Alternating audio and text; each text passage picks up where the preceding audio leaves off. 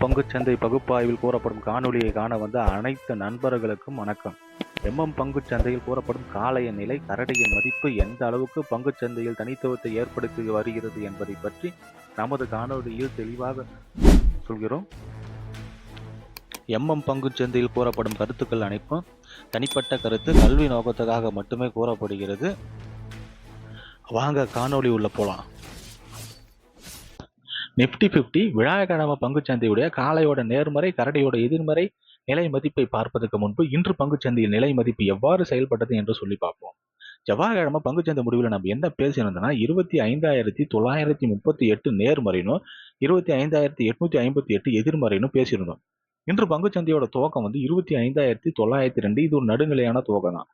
துவக்கம் கிடைச்ச உடனே கரடிகள் எதிர்மறைக்கு கீழே போற மாதிரி முயற்சி பண்றாங்க. ஆனா காளைகள் அங்க தடுத்து நிறுத்தி எதிர்மறையிலிருந்து நேர்மறைக்கு மேல போற மாதிரி முயற்சி பண்றாங்க. அங்க கரடிகள் தடுத்து நிறுத்தி நேர்மறையிலிருந்து எதிர்மறைக்கு கீழே வராங்க. எதிர்மறைக்கு கீழே வந்த கரடிகள் காளைகளை எதிர்மறைக்கு மேல போக விடாம தடுத்து நிறுத்தி கரடியோட இலக்கு 25,798 என்ற நிலையை அடைகிறாங்க.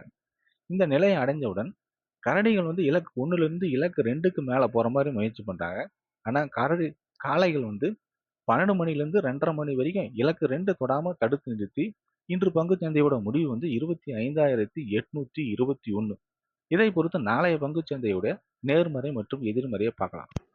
நிப்டி 50 நாளைய பங்குச்சந்தையோட காளையோட நேர்மறை 25,838, இலக்கு 1 25,932, இலக்கு 2 26,012.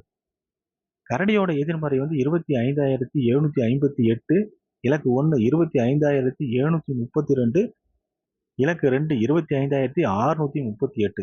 பங்குச்சந்தை பகுப்பாய்வில் கூறப்படும் நிலை மற்றும் மதிப்புகள் உங்களுக்கு பிடித்திருந்தால் உங்கள் கருத்துக்களை கருத்து பெட்டியில் பகிரவும். நன்றி.